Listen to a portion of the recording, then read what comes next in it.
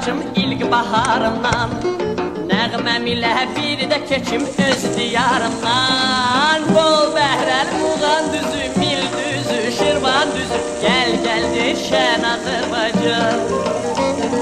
Tər güllər şəfalıdır, göy gölmə səfalıdır, hər yanı gülşən Azərbaycan. El kızlar düzüm düzüm kür qırağında, min gül açır Gəncəmizin hər budağında. Dost ellər Qarabağın dağı qarlıdır, gen çölləri bu torpağın xoş baharlıdır. Bol bəhrəl Muğan düzü, Mil düzü, Şirvan düzü, gəl gəldir şən Azərbaycan.